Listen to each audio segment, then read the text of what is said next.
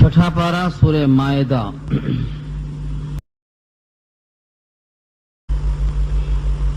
ऊपर की आयत में यह तस्करा था कि हज़रत मूसा अलैहिस्सलाम के जरिए अल्लाह का हुक्म आया कि इस शहर में दाखिल हो, तुम्हें क़िताल और जिहाद करना है। कौम पीछे हट गई, बुज़दिली का इजहार किया तो 40 साल तक खुली जेल में रह गए। मकाम तीह में 40 साल तक भटकते रहे। 60 लाख का यह मजमुआ न घर तक पहुंच सका न आगे बढ़ सका।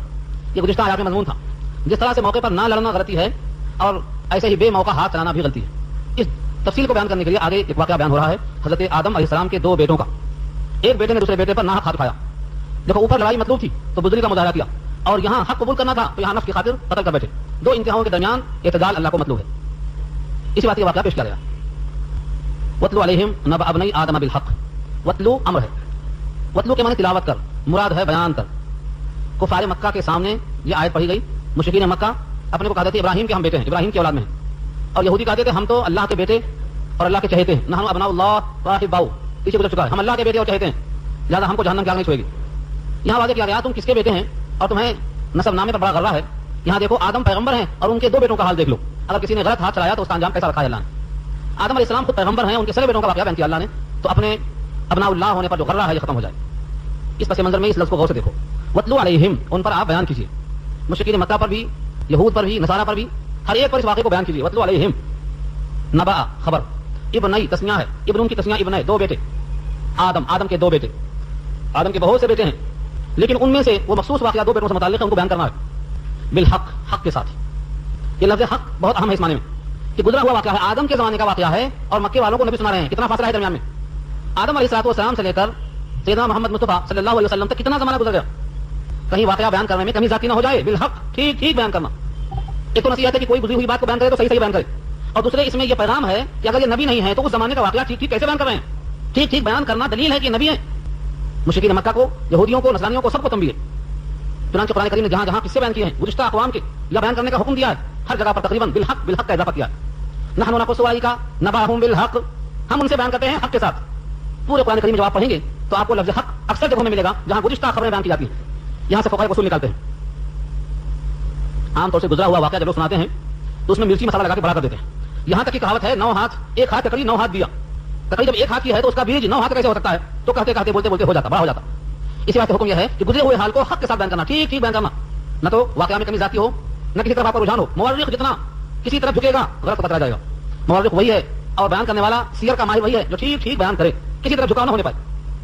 आज भी तारीख़ इस्लाम लिखने वाले, तारीख़ इस्लाम, अगर उनका मिजाज शिया की तरफ है तो वो तमाम हदीसों और तारीखों को बयान करते हुए उस अकीदे की तरफ झुक जाते हैं जो शिया की तरफ माइल होता है। अगर कोई अलवी है उधर झुक जाता है, कोई बनु अब्बासिया का है उधर झुक जाता है, कोई बनु उमैया का है उधर झुक जाता है। आज भी हिंदुस्तान की तारीख लिखने वाले जिस अकीदे के होते हैं उस तरफ झुक जाते हैं, पिल जाते हैं। कुरान उसका मुखालिफ है। जितनी खबरें बयान करो पिछली, नबअहुम बिल हक, सच्ची बयान करो। सदाकत हमारा मयार है। तो 2 बातें मालूम हुई। पहली बात तो ये कि गुज़िश्ता अक़वाल को जब बयान किया जाए तो हक बयान किया जाए, और दूसरे ये नबुव्वत की दलील है। तीसरे, आदम से लेकर ईदम इतना तवील वक्त गुजरने के बावजूद आपका सही से बयान करना ये नबुव्वत की दलील है। इन 2 बेटों में झगड़ा क्या हुआ था, कुरान ने यहाँ बयान नहीं किया झगड़ा। वत्लु अलैहिम नबअ अबनई आदम बिल हक, बयान करो उन पर आदम के 2 बेटों का वाक़या हक के साथ, सही सही। यहां से नतीजे को बयान किया, इज़ क़रबा क़ुरबानन, जब दोनों ने करीब किया कुर्बानी। लेकिन दोनों ने कुर्बानी करीब क्यों किया, ये नौबत क्यों आई, नफ्स वाक़या क्या है, सूरत हाल क्या है, कुरान ने यहाँ बयान नहीं किया है। जाहिर ये है कि यह वाक़या अहादीस से आपको मिलेगा और अहादीस में तफसील आई है। आदम अलैहिस्सलाम अव्वलुल बशर, कायनात में सबसे पहले अल्लाह ने उनको बनाया और उनकी तस्कीन के लिए हव्वा अलैहिस्सलाम को बनाया। अब इन दोनों के जरिए से इस कायनात को फैलाया। इसका जिक्र सामने गुजर चुका है। खलक़कुम मिन नफ्सिन वाहिदतिन व खलक़ मिनहा ज़ौजहा व बस्सा मिनहुमा रिजालन कसीरन व निसा। इन दोनों से हमने बहुत से मर्दों को बनाया, बहुत से औरतों को बनाया। लेकिन सवाल आपके अंदर रहेगा कि आदम और हव्वा, इन दोनों से पैदा होने वाले मर्द हों तो भाई भाई, औरतें हों तो बहन भाई, इनके दरमियान रिश्ता जायज कैसे हुआ? कायनात में और कोई मर्द है नहीं कि उनसे रिश्ता किया जाए, उनके बेटों का इनकी बेटियों से, और इनकी बेटियों का उनके बेटों से, कोई और था ही नहीं। रिश्ता नहीं होगा तो औलाद कैसे बढ़ेगी? आदम हव्वा के बाद इनके बेटे और बेटियों के दरमियान रिश्ता नहीं होगा तो औलाद कैसे बढ़ेगी? अल्लाह ताला ने हजरत आदम के शरीयत में इसको जायज करार दिया था कि उनका निकाह आपस में दुरुस्त हो, थोड़ा सा फर्क के साथ। फर्क ये था कि एक साथ जो बच्चे पैदा होता तो माने जुड़वा 2 पैदा होते, वो दोनों आपस में सगी बहन और भाई का हुक्म रखते थे, और जब दूसरा पैदा होता तो वो दोनों बाहम सगे भाई का हुक्म रखते थे। लेकिन पहले वाले से दूसरे वाले का रिश्ता करना जायज था। मसलन काबिल एक बेटे का नाम है, उसके साथ एक लड़की पैदा हुई। एक हाबिल बेटे का नाम है, उसके साथ भी एक लड़की पैदा हुई। काबिल का निकाह उससे हो सकता है जो हाबिल के साथ पैदा हुई, लेकिन काबिल के साथ जो पैदा हुई थी काबिल का निकाह उससे नहीं हो सकता, सगी बहन के हुक्म है वो। काबिल का निकाह उस लड़की से हो सकता है जो हाबिल के साथ पैदा हुई, और हाबिल का निकाह उससे हो सकता है जो काबिल के साथ पैदा हुई। ये वहां दस्तूर था, चला रहा था। लेकिन हविस और नफ्स परस्ती, अपनी अनानियत شریعت کا حکم توڑ کر اپنے خواہش کی تکمیل، یہ وہاں سے شروع ہے. قابیل نے کہا جو لڑکی میرے ساتھ پیدا ہوئی ہے وہ بہت حسین ہے، میں اسی سے نکاح کروں گا. میرے ساتھ جو پیدا ہوئی ہے وہ حابیل کو نہیں جا سکتی، اور حابیل کے ساتھ جو پیدا ہوئی ہے بمقابلہ اس کے وہ کم شکل تھی. بد شکل بولنا جائز نہیں ہے، ساری شکلیں اللہ کے بنائے ہوئی ہیں. کم تھی، شکیل کم تھی، جمال کم تھا، حسن صورت کم تھا. یہ ہے اصل قصہ. قابیل نے کہا میرے ساتھ جو پیدا ہوئی ہے میں اسے نکاح کروں گا. آدم نے کہا بیٹے اس کا نکاح تیرے ساتھ جائز نہیں ہے، مگر وہ مان نہیں رہا تھا. اس زمانے میں حق پر ہونے کے لیے حکم تھا کہ ٹھیک ہے آپ لوگ اللہ کے سامنے اپنی قربانی پیش کرو، اپنی نیاز پیش کرو. جس کی قربانی اللہ کے ہاں مقبول ہو گئی سمجھ لو کہ وہ حق پر ہے، اس کا فیصلہ کر دیا جائے گا. قابیل یقین تھا اس کو کہ میں تو حق پر ہوں، میں تو حق پر ہوں سمجھ رہا تھا وہ، حالانکہ حق پر نہیں تھا. لیکن انانیت، آدمی اپنے فیصلے کو حتمی سمجھتا ہے جب تک کہ اس پر کوئی عزت نہ پڑ جائے. چنانچہ اس نے فیصلہ کر لیا کہ ٹھیک ہے اللہ کے سامنے ہم پیش کریں گے. حابیل نے بھی پیش کیا اور قابیل نے بھی پیش کیا. حابیل نے بکرا پیش کیا، بکرا اس کے بعد وہی تھا.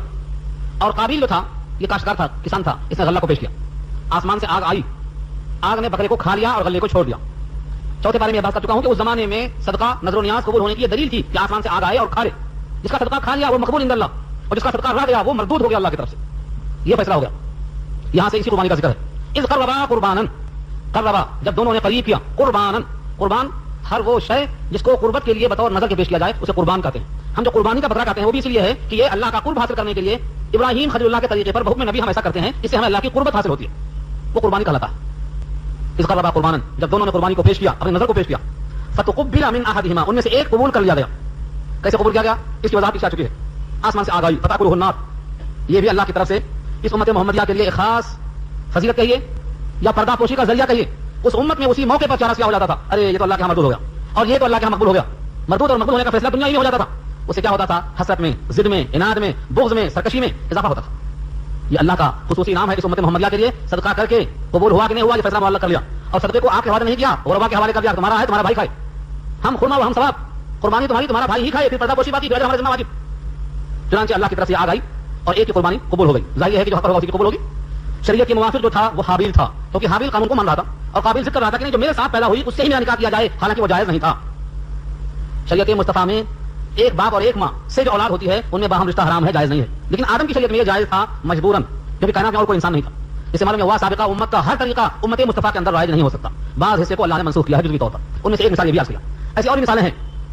مثلا سجدہ تعظیمی حضرت یوسف کو کیا ان کے ماں اور باپ نے اور بھائیوں نے.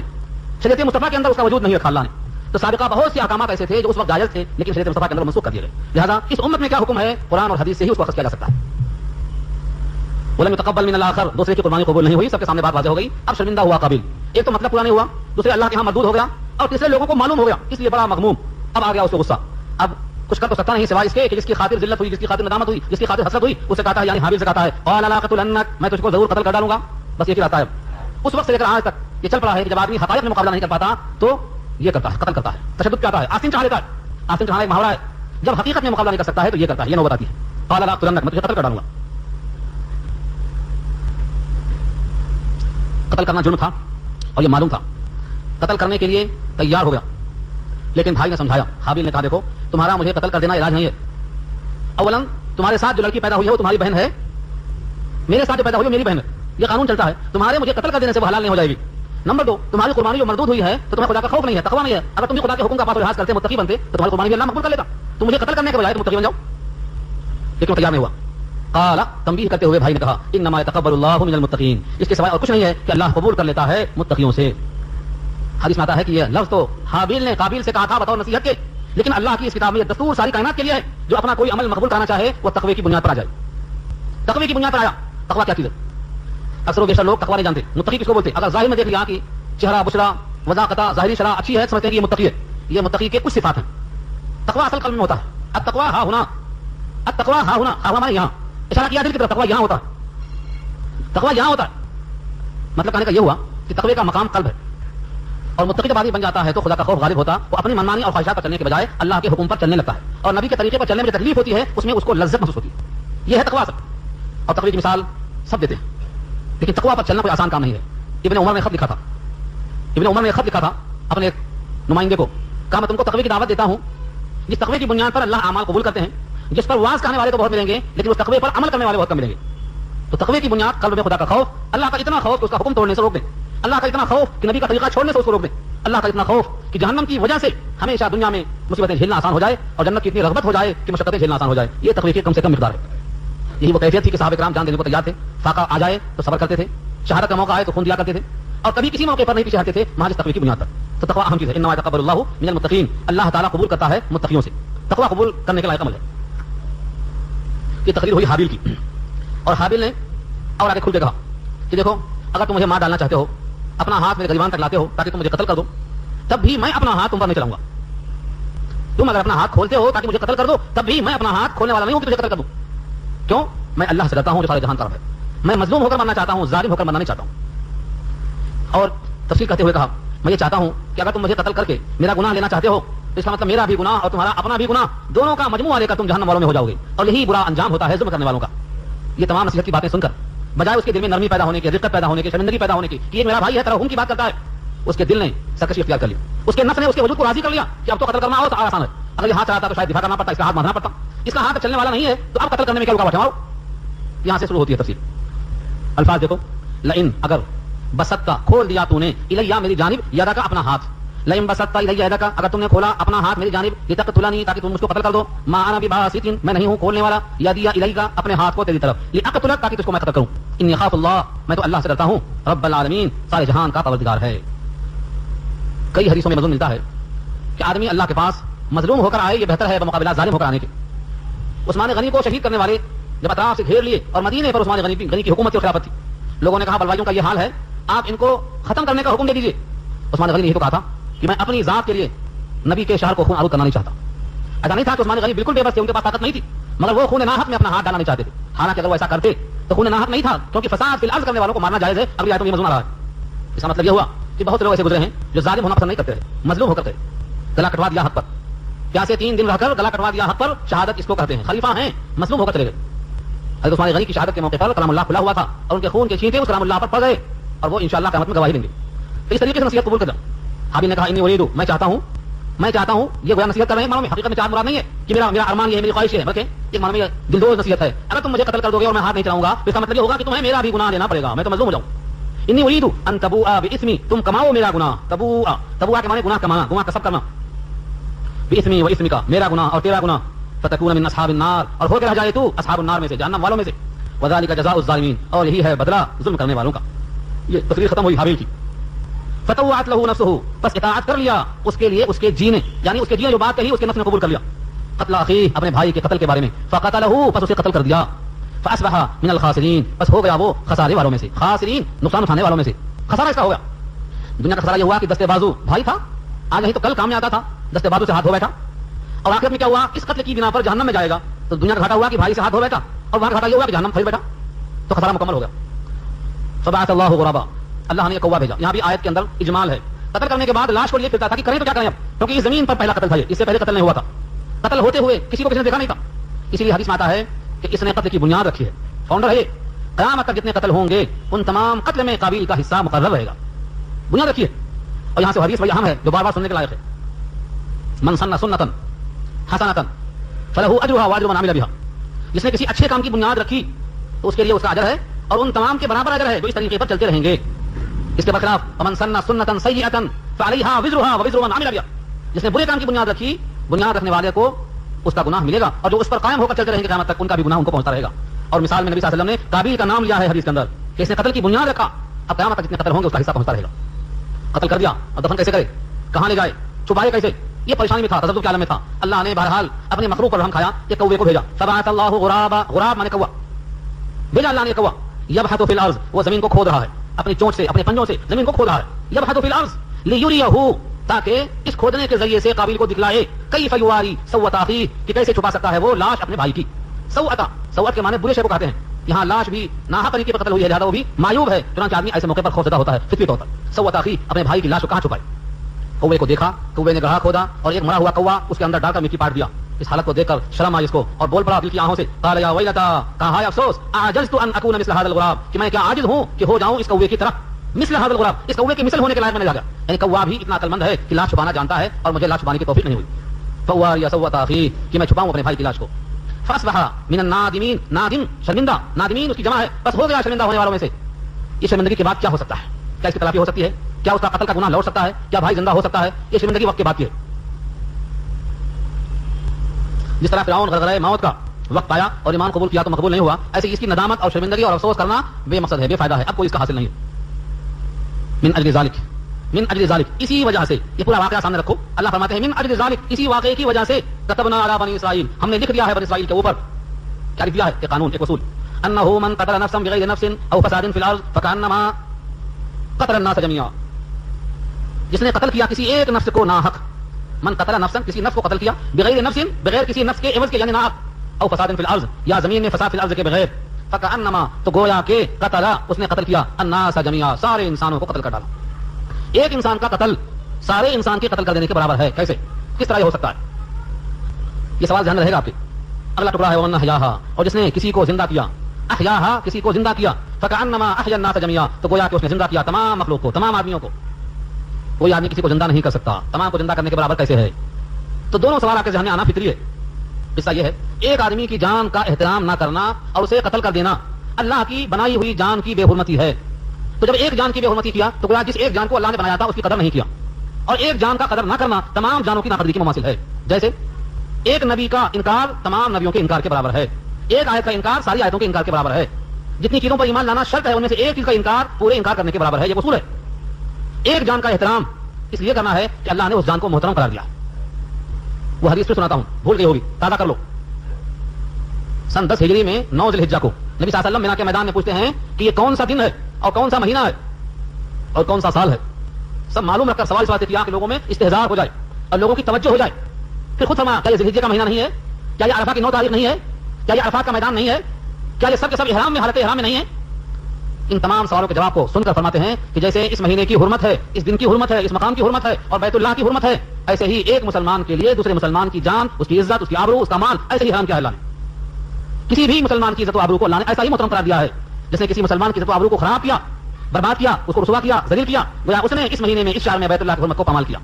ایک تشبیہ ہے یہ۔ ایسے ہی بنی اسرائیل پر یہ بات کہی گئی تھی کہ سارے انسان کی جان بحیثیت انسانیت کے اللہ نے محترم قرار دیا ہے، جس نے کسی ایک کو ناحق قتل کر دیا اس نے گویا اس قسم کی جان رکھنے والے تمام انسانوں کی بے حرمتی کر دیا۔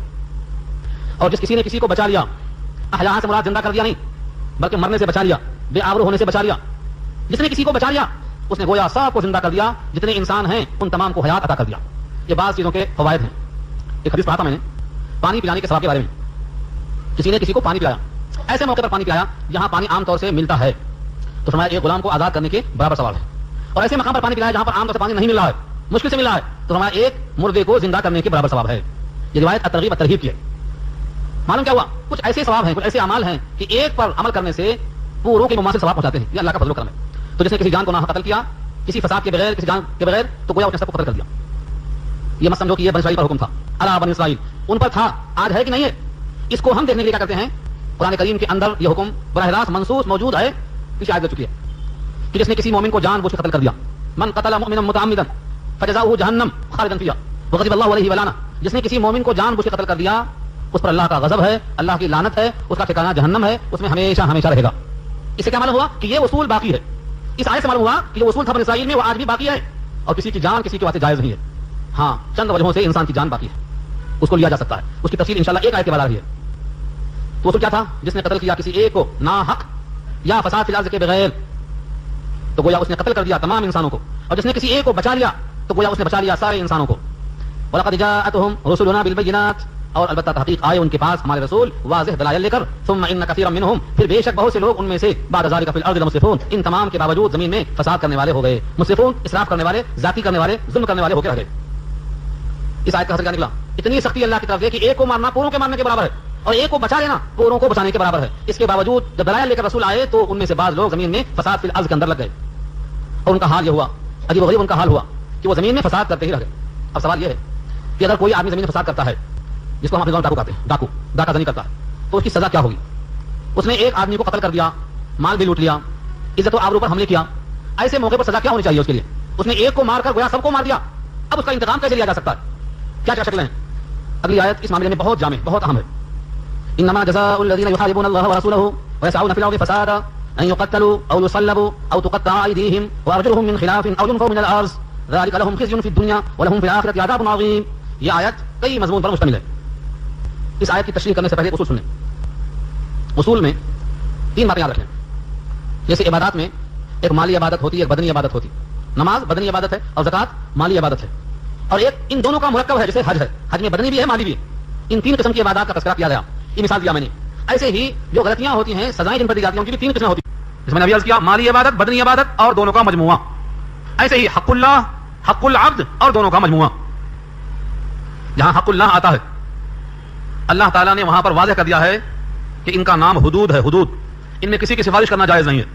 حدود، حد کی جمع حدود، ایسا جرم جس سے اللہ کا حق ضائع ہوتا ہو، اس کی سزا میں کسی کو کم کرنے کا اختیار نہیں ہے. تو یہ کیا ہے؟ حدود.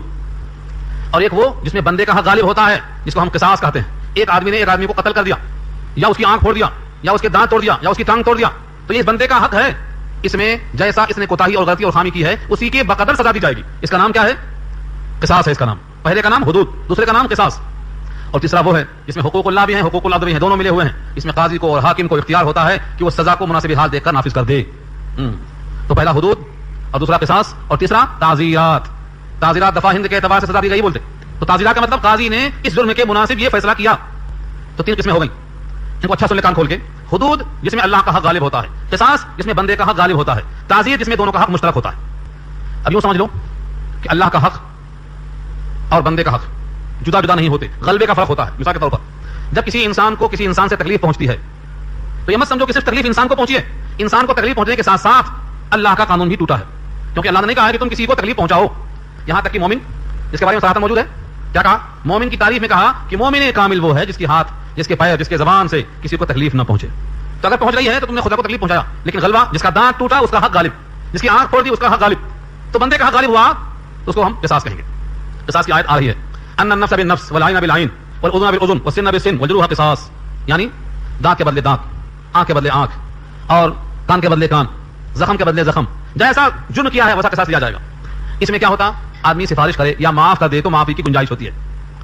لیکن جو حدود ہیں جس میں اللہ کا حق غالب ہے اس میں کسی کو کم کرنے کی، معاف کرنے کی کوئی گنجائش نہیں ہوتی ہے. حدود کل 5 ہیں. کل اسلام میں حدود 5 ہیں. ڈاکہ، ڈاکہ کے معنی جبرن مال لوٹنا یا قتل کرنا یا عزت پہ حملہ کرنا، تو ڈاکہ جس کو ہم کہتے ہیں. تو ڈاکہ اور چوری، چوری کرنا اور زنا کرنا اور تہمت کسی پر جھوٹی لگا دینا، یہ چاروں چیزیں قرآن سے ثابت ہیں. البتہ 5ویں چیز شراب پینے والے کو کوڑے مارنا، یہ اجماع صحابہ سے ثابت ہے، اس کا تعلق حدیث سے ہے. یہ 5 حد ہیں، ان میں کوئی گنجائش نہیں ہے. سفارش کرنے والا بھی مجرم. ایک واقعہ آپ کو سنایا تھا میں، شاید بھول گیا ہوں. ایک خاتون جن کا نام فاطمہ تھا، فاطمہ مخزومیہ قبیلے کی تھی. مخزومیہ قبیلہ، عزت والا، پیسے والا، دولت مند، متمول، آج کے زبان میں اصطلاح میں بہت ہی بڑی فیملی کا، بہت بڑا خاندان کا. فاطمہ نے چوری کیا ثابت ہو گئی؟ چوری. ہاتھ کاٹنے کا فیصلہ ہو گیا. ابھی کٹنے سے پہلے پہلے لوگوں نے کہا اگر ہاتھ کٹ گیا تو نہ گئی. اللہ کے نبی کے پاس سفارش پیش کرو. لوگوں نے کہا سب سے قریب نبی سے گفتگو کرنے میں اسامہ ہیں، اسامہ کو حضور بہت چاہتے ہیں، چلو اسامہ سے سفارش کر دیں. اسامہ ابن زید، زید ابن حارثہ. حارثہ آپ کے ساتھ تھے جب آپ طائف میں گئے تھے، اور ان کے بیٹے زید ہیں، اور زید کے بیٹے یہ اسامہ ہیں. نبی بہت چاہتے تھے، بڑے قریب. اسامہ نے جا کے سفارش کر دی، کہا اللہ کے نبی اس کا ہاتھ نہ کاٹا جائے، بڑے خاندان کی عورت ہے، جرمانہ لگا دیا جائے. نبی صلی اللہ علیہ وسلم چہتے اسامہ کو غضبناک آنکھوں سے دیکھ کر اتنا جلال ظاہر فرمایا، راوی کہتے ہیں کہ چہرہ سرخ ہوا، آنکھیں سرخ ہوئی، جلال چھا گیا، اور فرمایا اتشفعوا فی حد من حدود اللہ یا اسامہ، اسامہ تمہاری یہ مجال ہے کہ تم اللہ کی حدود کے ایک حد میں سفارش کرتے ہو. قسم اللہ کی اگر وہ فاطمہ بنت محمد بھی ہوتی تو بھی میں اس کے ہاتھ کاٹ دیتا. اللہ کے قانون کو میں تبدیل نہیں کر سکتا. معلوم یہ ہوا اللہ کا حکم جو سزا اللہ نے قائم کر دی ہے ان کا نام حدود ہے، اس میں کسی کی سفارش نہیں چلتی اور اس میں کسی کو تخفیف کرنے کا کوئی حق نہیں ہے. یہ 5 چیزیں ہیں، ڈاکہ اور چوری اور زنا اور جھوٹی تہمت لگانا کسی پر زنا کی. اصل لوگ تہمت لگا کے چل دیتے آنکھیں مار کے، بہت آسان سمجھتے ہیں اس کو. انشاءاللہ اس کی بحث سورہ نور میں آئے گی، پارہ 18 میں. اور جلدی دیکھنا ہے تو گھر جا کر سورہ نور پارہ 18 آیت نمبر 10 پر دیکھ لو. اللہ نے کہا ہے اگر 4 گواہ نہ لائے تو اللہ کے ہاں وہ جھوٹا ہے، لکھ لیا گیا. لولا جاؤ علیہ باربعۃ شہداء فاذ لم یاتوا بشہداء فاولئک عند اللہ هم الکاذبون. 4 گواہ تو لے کے آئے، اگر 4 گواہ نہیں لائے تو سن لو کہ اللہ کے ہاں تمہارا نام لکھا جا چکا ہے کہ تم جھوٹے ہیں. معلوم یہ ہوا کہ حدود میں کوئی گنجائش نہیں ہے. اور شراب نوشی کرنے والے کی سزا یہ شرعاً ثابت ہے احادیث سے، پہلی 4 آیت سے اور 5ویں حدیث سے. ان 5 کو حدود کہا جاتا ہے. اور قصاص میں جس میں بندے کا حق غالب ہو. اور ان دونوں سے ہٹ کر تعزیرات کے معنی، تعزیر کیا چیز ہے؟ فرض کرو ایک آدمی نے کہا کہ اس نے شراب پیا تھا لیکن 4 گواہ نہیں پیش کر سکا، تو زنا کی تہمت لگایا تھا، 4 گواہ نہیں پیش کر سکا. چوری کی تہمت لگایا، 3 ہی گواہ تھے، 4تھا گواہ نہیں مل سکا، تب کیا ہوگا؟ قاضی ان کو چھوڑ نہیں دے گا کہ جاؤ پھر پیو، گواہ نہیں ملے گا صحیح پھر چھٹی مل جائے گی. نہیں، قاضی حالات کو دیکھ کر، حالات کی سنگینی کے اعتبار سے اپنی ثوابدید کے مطابق سزا دے گا، چاہے جلا وطن کر دے گا یا جیل کے اندر بند کر دے گا، حالات پر دیکھ کر فیصلہ کرے گا. اس کا نام کیا ہے؟ تعزیر. تو حدود، قصاص، تعزیر، یہ 3 چیزیں سامنے رکھو. ابھی آیت کو پڑھو. انما جزاء الذین یحاربون اللہ ورسولہ، اس کے سوائے اور کچھ نہیں کہ بدلہ ان کا جو محاربہ کرتے ہیں اللہ و رسول سے. یحاربون اللہ ورسولہ، محاربہ اس کا معنی ہے ریب، حرب، اور حرب کے معنی جنگ کے آتے ہیں. محراب جنگ کرنے کی جگہ ہے شیاطین سے، کیونکہ سب سے زیادہ امام کو بھڑکاتے وہ لوگ. امام کی نماز گئی پوروں کی گئی، بھڑکاؤ اسی کو، تو محراب ہے وہ جنگ کی جگہ ہے. تو حرب کے معنی جنگ، محاریب اس کی جمع آتی ہے محراب کی. یہ اللہ سے جنگ کیسے ہوگی؟ ڈاکو اللہ سے جنگ کیسے کرے گا؟ یحاربون اللہ، اللہ سے جنگ کیسے ہوتی ہے؟ اس کو سمجھنے سے پہلے ایک مثال دیتا ہوں قرآن کریم کی، وہ آپ سن چکے ہیں پہلے. اللہ نے کہا ہے پیچھے سورہ بقرہ میں اور آل عمران کے حصے میں 2 مقام پہ بات آئی ہے یہ، اگر کوئی سود نہیں چھوڑتا ہے تو اعلان سن لے کہ اس کو اللہ سے جنگ کرنا ہے. یعنی اگر کوئی سود کھا رہا ہے، سود لے رہا ہے، سودی کاروبار کر رہا ہے، سودی کا تعاون کر رہا ہے اور اس کو نہیں چھوڑ رہا ہے، فَأَذَنُوا بِحَرْبٍ مِّنَ اللَّهِ وَرَسُولِهِ، تو اعلان سن لو کہ اس کو جنگ کرنا ہے اللہ سے اور اللہ کے رسول سے. مجھے بتاؤ یہاں سود خوار کیسے جنگ کرے گا اللہ سے؟ اللہ نے کہا ہے سود کی نحوست سے مال مٹتا ہے، اس کو پرواہ نہیں کرتا. یہ اللہ نے کہا تمہارے پاس جو مال ہے وہ گھٹتا ہے، میرے پاس جو ہے وہ بڑھتا ہے، اس کی پرواہ نہیں کرتا. یہ اللہ نے کہا سود حرام ہے، جہنم میں لے جائے گا، اس کی پرواہ نہیں کرتا. یہ گویا اللہ کے قانون کی پرواہ نہ کرنا، اللہ کے خوف سے اس کام کو نہ چھوڑ دینا، جہنم کا خوف غالب نہ ہونا، یہ سب چیزیں جنگ کرنے کے مترادف ہیں. بے نہیں ایسا ہی یہاں ایک آدمی اپنے گھر سے نکلتا ہے، صیغہ دیکھو جمع ہے، یحاربون، جو لوگ محاربہ کرتے ہیں، جمع کا صیغہ ہے، یعنی تنہا یہ کام نہیں ہوتا، ٹیم بنا کر چلتے ہیں. 2 آدمی نہیں، ٹیم، 3 سے 4 سے 5 سے زیادہ لوگ چلتے ہیں. یہ کیا کرتے ہیں؟ یہ ان کو اللہ کا قانون، اسلام کا قانون، کوئی قانون نہیں چلتا. اللہ کا قانون توڑ دیا، اللہ سے جنگ. نبی کے طریقے سے یہ قانون پہنچا تھا، اس کی بھی مخالفت کیا تو رسول اللہ سے بھی جنگ. اور اس کی بنا پر لوگوں میں خوف پیدا ہوگا، دہشت پیدا ہوگی، فساد پیدا ہوگا، تو کہا یسعون فی الارض فسادا. یہ جو کام کرنے والے لوگ ہیں ان کی سزا کیا ہوگی؟ ان یقتلوا، یا تو قتل کر دیے جائیں، او یصلبوا، یا سولی پر چڑھا دیے جائیں، او تقطع ایدیہم، یا ان کے ہاتھوں کو کاٹ دیا جائے، وارجلہم، اور ان کے پیروں کو کاٹ دیا جائے، من خلاف، مخالف سمت سے. اگر دائنا ہاتھ کاٹ دیا تو بایاں پیر، اور بایاں پیر اگر کٹ گیا تو دائنا ہاتھ، مطلب مخالف سمت سے کرنا چاہیے. دایاں ہاتھ بھی دایاں پیر بھی نہیں، اگر دایاں ہاتھ تو بایاں پیر. یہ ہے من خلاف. او ينفوا من الارض، یا زمین میں جلا وطن کر دیا جائے. ينفوا من الارض، زمین میں جلا وطن کر دیا جائے. یہ 4 قسمیں ہو گئیں: قتل کرنا، سولی پر چڑھانا، ہاتھ پیر کو مخالف سمتوں سے کاٹ دینا، اور زمین میں جلا وطن کر دینا. یہ 4 قسمیں ہو گئیں. امام مالک ائمہ 4 میں سے ایک ہیں، 4 اماموں میں سے ایک امام مالک ہیں. ان کے ساتھ بہت سے تابعین کے بھی نام ہیں. وہ سب کہتے ہیں کہ ان 4 میں سے جو سزا چاہے امام دے سکتا ہے، اختیار دیا ہے اللہ نے. لیکن امام اعظم ابو حنیفہ رحمۃ اللہ علیہ، اور امام شافعی رحمۃ اللہ علیہ، اور امام احمد بن حنبل رحمۃ اللہ علیہ، وہ 3 امام ایک طرف ہیں، اور یہ کہتے ہیں کہ یہ 4 شکلیں متعین ہیں ایک حدیث کے مطابق. کیونکہ ڈاکو جب زمین میں آتے ہیں تو 4 حال سے خالی نہیں، یا تو وہ صرف قتل کرتے ہیں، یا تو صرف مال لیتے ہیں، یا قتل بھی کرتے ہیں اور مال بھی لیتے ہیں، یا نہ قتل کرتے ہیں نہ مال لیتے ہیں، فساد اور دھوم مچا کر چلے جاتے ہیں. 4 شکلیں ہوتی ہیں. ان 3 امام کی رائے یہ ہے اگر ان تمام لوگوں نے قتل کیا ہے تو قتل کیے جائیں. انہوں نے اگر قتل بھی کیا ہے اور مال بھی لیا ہے تو سولی پر چڑھا دیے جائیں. انہوں نے صرف مال لیا ہے اور قتل نہیں کیا ہے تو ان کے ہاتھ اور پیر کاٹ دیے جائیں. انہوں نے نہ قتل کیا ہے نہ مال لیا ہے، صرف فساد کیا ہے، دھوم مچایا ہے، بدامنی پیدا کیا ہے، تو زمین سے جلا وطن کر دیے جائیں. یہ 4 شکلیں ہیں. امام اعظم ابو حنیفہ کی اس رائے کے ساتھ ایک واقعہ یاد آتا ہے حضرت عمر رضی اللہ تعالیٰ عنہ کا. وہ فرماتے ہیں جلا وطن کرنے کا مطلب نہیں ہے کہ ملک شام میں گڑبڑ کیا اردن میں بھیج دو، عراق میں کیا تو فلسطین میں بھیج دو. یہ مطلب نہیں ہے اس کا. یہاں کے لوگ تنگ تھے اور وہاں کے لوگ تنگ رہیں گے. مرزا مظہر جانجانہ کا قصہ سنا ہوگا آپ نے، بہت پیارا قصہ ہے. ان کی بیوی بہت تنگ کرتی تھی، بہت تنگ کرتی تھی. لوگوں نے کہا حضرت یہ نافرمان عورت ناشزا ہے اور آپ بھولے والے اللہ والے، آپ کو تنگ کرتی، چھوڑ دو اس کو. انہوں نے کہا یہ میں نہیں چاہتا ہوں کہ میری بلا کسی کے پاس جائے. یہ جہاں جائے گی وہاں بھی تنگ کرے گی نا. مجھ میں تحمل ہے، قوت برداشت ہے، میں تو کم سے کم سب کر لیتا ہوں. جہاں جائے گی وہاں کیا بتائیں گے معلوم. تو یونیفارم کا مطلب نہیں ہے کہ چھوڑ دو جائے، کیا جائے بلا اس جنگل سے اس جنگل میں. امام اعظم کی رائے یہی ہے، ابن عمر کی رائے یہی ہے کہ ان کو قید خانے میں ڈال دو، زمین ان کے واسطے تنگ کر دو تاکہ لوگ ان سے محفوظ ہو جائیں. پوری آیت کے الفاظ دیکھو، اس آیت سے مسائل بہت نکلتے ہیں، بہت مسائل نکلتے ہیں. انما جزاء الذین یحاربون اللہ، اس کے سوائے اور کچھ نہیں کہ بدلہ ان کا جو محاربہ کرتے ہیں اللہ سے، یعنی جنگ کرتے ہیں اللہ سے. جنگ کیسے کرتے ہیں؟ اللہ کا قانون توڑ کر. ورسولہ، اور اس کے رسول سے محاربہ کرتے ہیں. کیسے؟ رسول کی شریعت کو توڑ کر. ویسعون فی الارض فسادا، اور کوشش کرتے ہیں زمین میں فساد کرتے ہوئے. ان یقتلوا، یہ کہ قتل کیے جائیں. دیکھو صیغہ جمع کا لائے ہیں. مفتی اعظم پاکستان مفتی محمد شفیع صاحب فرماتے ہیں کہ جمع کا صیغہ بتا رہا ہے کہ اگر پکڑے جائیں پورے کے پورے اور قتل کیا ہے صرف 2 نے ان میں سے تو پوروں کو قتل کیا جائے گا، کیونکہ ساتھی کا تعاون کرنا شریک جرم ہونے کے برابر ہے. 2 نے قتل کیا ہے، باقی سب شریک جرم ہیں، پوروں کو قتل کیا جائے گا. یہ صیغہ جمع کا ہے. ان یقتلوا، اور یہ صیغہ فعیل کے وزن کیا ہے؟ ان یقتلوا او یصلبوا او تقطع ایدیہم. تو تقطیع اور تسلیب اور تقتیل، یہ صیغہ جو فعیل کا آتا ہے یہ مبالغہ کہلاتا ہے. جتنے شریک جرم ہیں چاہے ان سب نے قتل نہ کیا ہو، ان سب نے مال لٹانا ہو، لیکن سب کا انجام یکساں ہوگا، سب کو ایسا ہی کیا جائے گا. ایک واقعہ ہے بخاری میں بڑا مشہور ہے، بہت مشہور ہے. قبیلے ارنیا کے لوگ آئے. یہ قبیلے کا نام ارنیا ہے. اس قبیلے کے لوگ آئے اور کہا کہ اللہ کے نبی صلی اللہ علیہ وسلم ہماری صحت ٹھیک نہیں رہتی. آپ نے کہا ٹھیک ہے، مدینے کے باہر صدقات کے اونٹ ہیں، وہاں جاؤ، تمہیں اجازت ہے، ان کے دودھ بھی پیو، ان کے موت بھی پیو. البان اور الوان دونوں لفظ موجود ہیں. ابوال کے معنی باول پیشاب، اور البان لبن کی جمع ہے دودھ. امام محمد اسی حدیث کی بنا پر کہتے ہیں کہ جن کا گوشت کھایا جاتا ہے ان کے پیشاب ناپاک نہیں ہوتے. معقول اللحم جانور کے پیشاب ناپاک نہیں ہوتے، ان کی رائے ہے اس وجہ سے. اور یہ بھی کہا ہے کہ دوا اور علاج کے طور پر ان کا استعمال درست ہے. لیکن امام اعظم ابو حنیفہ رحمۃ اللہ علیہ اور دیگر ائمہ اس کی مخالفت کرتے ہیں اس حدیث کی توجیہ کرتے ہوئے. کیا حکم تھا؟ جاؤ ان کے پیشاب پیو، ان کے دودھ پیو. قبیلہ ورنیہ کے لوگ وہاں پہنچ گئے، پیشاب اور دودھ دونوں استعمال کرتے کرتے تندرست ہو گئے. اتنے تندرست ہو گئے کہ اب سرکشی دماغ میں آئی. صدقات کے اونٹ کو لے کر چل دیے، چرواہے کو قتل کیے، اس کے ہاتھ کو توڑ دیے، اس کی آنکھوں کو پھوڑ دیے، اور جو کر سکتے تھے سب کر کے آگے نکل گئے، چلتے بنے.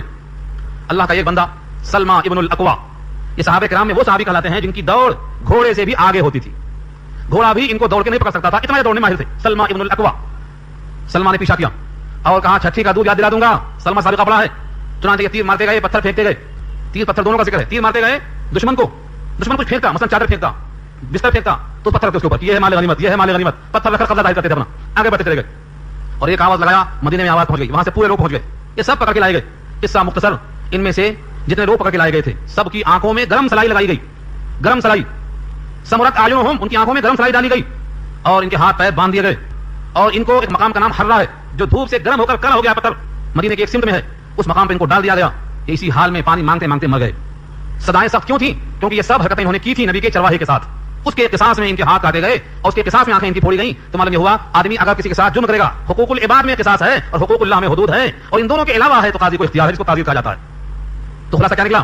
دنیا میں بھی سزائیں اسی واسطے ہوتی ہیں تاکہ بندہ خوف کھا کر اللہ کا دین قبول کرتے ہوئے بغاوت نہ کر سکے، سرکشی نہ کر سکے اور ایک بندے کا حق نہ مار سکے.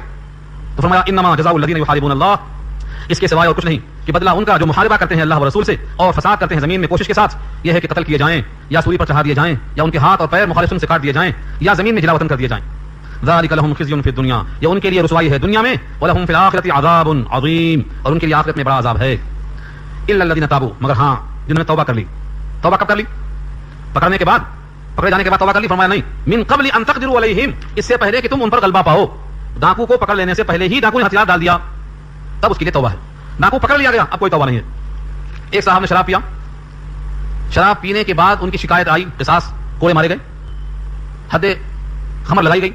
ایک دوسرے صاحب شراب پیے مگر انہوں نے نبی کے پاس آنے سے پہلے توبہ کر لیا، ان کو حد نہیں لگائی گئی، چھٹی ہو گئی ان کی. تو مجرم قصاص کے لیے یا پھر حدود کے لیے اگر آ گیا ہے سامنے، اب کوئی توبہ نہیں اس کی. حدود میں توبہ ہے ہی نہیں. ہاں قصاص میں اگر صاحب معاملہ معاف کر دیں تو توبہ ہے. مثلا جس کا آدمی قتل کیا گیا ہے، اس نے کہا میں اس کو معاف کرتا ہوں یا اس کے بدلے خون بہا لے کر راضی ہو جاتا ہوں، تو معافی کی گنجائش ہے. قصاص میں گنجائش ہے لیکن حدود میں کوئی گنجائش نہیں، ہرگز معافی کی شکل نہیں ہے. تو اگر ڈاکو کو پکڑ لیا گیا، الا الذین تابوا، اس سے مگر وہ لوگ توبہ کر لیے اس سے پہلے کہ تم ان پر قادر ہو جاؤ. فاعلموا ان اللہ غفور رحیم، تو اچھی طرح جان لو کہ بے شک اللہ مغفرت کرنے والے، رحم کرنے والے ہیں. یعنی قدرت سے پہلے وہ توبہ کرتا ہے تو اس کی معافی ہے. کئی واقعات ہیں. حضرت ابو ہریرہ کے زمانے میں خلیفہ مروان ابن الحکم تھا. قبیلہ مروان ابن الحکم بہت ظالم تھا. ایک صاحب تاریخ میں نام ان کے لکھے ہوئے ہیں، وہ ایسے ہی ڈکیتی پر آمادہ ہو گئے تھے، لیکن کچھ ان کو احساس ہوا، بعد میں انہوں نے توبہ کیا اور اس سے پہلے کہ ان کو کوئی پکڑے سیدھا آ کے مروان کے دربار میں پہنچ گئے. کیوں پہنچے، کیسے پہنچے؟ کسی قاری کے کلام کو انہوں نے سنا، اس میں آواز آئی، قل یا عبادی الذین اسرفوا علی انفسہم لا تقنطوا من رحمۃ اللہ، میرے بندوں سے کہہ دو جنہوں نے اپنے اوپر ظلم کر لیا ہے کہ اللہ کی رحمت سے مایوس نہ ہو. یہ سن کر قریب آئے، کہا پھر سے پڑھو. وہ قاری صاحب نے پھر سے پڑھا. انہوں نے آیت کو سنتے ہی ہتھیار کو اندر رکھ لیا، کہا اب توبہ کرتا ہوں میں. سیدھا آئے دربار میں. ابو ہریرہ تھے. ابو ہریرہ رضی اللہ تعالیٰ عنہ نے ہاتھ پکڑا اور سیدھا لے کے مروان کے پاس گئے اور یہ آیت پڑھا، ان تقدروا علیہم، ان کو تم نے پکڑا نہیں ہے، پکڑنے سے پہلے یہ خود توبہ ہو کے حاضر ہوا ہے، اب تم سزا ان کو نہیں دے سکتے. انہوں نے پورا معاف کر دیا. تو اصل دروازہ کھولنا مقصد ہے، کیونکہ ڈاکوؤں سے لوگ عاجز رہتے ہیں. اگر ڈاکو جان لے کہ توبہ میری ہے تو ہتھیار ڈال دے گا. ترغیب ہے معلوم. یہ آج بھی پوری حکومت پریشان رہتی ہے. کیوں پریشان رہتی ہے؟ کیونکہ ایسے لوگ جو جان پر کھیل جاتے ہیں ان کو کنٹرول کرنا، پکڑ لیتے رہنا بڑا مشکل مسئلہ ہوتا ہے. اس کی مثالیں بہت ملتی ہیں، ایک دو نہیں ہیں. ایک واقعہ آپ کو سنایا تھا میں، بالکل ہوا اسی انداز پر ہے، بہت لمبا قصہ ہے، میں اشارہ کرتا ہوں. صلح حدیبیہ کے موقع پر حضور صلی اللہ علیہ وسلم کے سامنے ابو جندل آئے تھے. معاہدہ ہو چکا تھا کہ آپ کا آدمی ہمارے پاس آئے گا تو ہم اس کو واپس کر دیں گے. مسلمان ہو کے بھی آئے تو آپ اس کو ساتھ لے کر نہیں جا سکتے، واپس کر دینا پڑے گا. ابو جندل لباس میں ہیں، ہتھکڑی پاؤں میں لگی ہے، ہتھکڑی بیڑی اچھل اچھل کے چل رہے ہیں، چلنا نہیں آ رہا ہے اور رو رہے ہیں. تم لوگ مجھے کس کے حوالے کرتے ہو؟ میں مسلمان ہوں تمہاری طرح، تم مجھے کس کے حوالے کرتے ہو؟ لیکن معاہدہ ہو چکا تھا. آپ نے کہا اس ایک کو چھوڑ دو. کہا نہیں، اگر تم نے اس کو واپس نہیں کیا تو تم نے گویا وعدہ خلافی کر دی، معاہدہ ختم ہو جائے گا. لوگوں کی آنکھوں میں آنسو تھے مگر ابو جندل کو واپس کرنا پڑا. کس کے حوالے کرنا پڑا؟ کافروں کے. انہوں نے کہا بخدا میں کافروں کے پاس تو نہیں جاؤں گا. ایک اور مقام بنا لیا، الگ راستہ بنا لیا. اب جو مکے سے مسلمان ہوتا وہ ابو جندل کے پاس پہنچ جاتا. ابو جندل کی ٹیم بن گئی، 1 سے 2، 2 سے 3، 3 سے 4، ایک اچھی خاصی ٹیم بن گئی. اب ملک شام کی طرف سفر کرنا کافروں کا مشکل ہو گیا. جو ملتا مارو کاٹو چینو، کسی کی مجال نہیں کہ آگے بڑھ جائے. انہوں نے خود لکھا، اے نبی پاک ان کو اپنے پاس ملا لو، ہماری عافیت تم سے واپس کر دو، کیونکہ ان کے چھٹا رہنے سے ہمارا راستہ بند ہے، نتقا بند ہے ہمارا. ان لوگوں نے مجبور کر درخواست کی، آپ نے اسے قبول کر لیا. تو جن پر غلبہ نہ ملے، غلبہ سے پہلے اگر وہ توبہ کر لیں تو ان کی معافی ہے. ان پوروں کو نبی نے قبول کیا، سزا نہیں دیا، کیونکہ ان پر غلبہ نہیں ملا تھا. یا خود پیغام قبول کر کے حاضر ہو گئے تھے. اور بھی مثالیں ملتی ہیں. علی اسدی کا واقعہ ہے, ان کی بھی ایک ٹیم تھی باقاعدہ, آپ سروے کرو اس کا اس آیت کے خلاف. معلوم یہ ہوا بہت سے ایسے واقعات ہیں کہ غلبہ سے پہلے اگر ان کو پکڑ لیتے ہو تو اللہ نے ان کو معاف کر دیا ہے, تم یہ معاف کر دو. ایک معلوم یہ ترغیب ہے کہ ایسے لوگ راہ راست پر آ جائیں. یہاں پر آیت نمبر 34 ختم ہوتی ہے.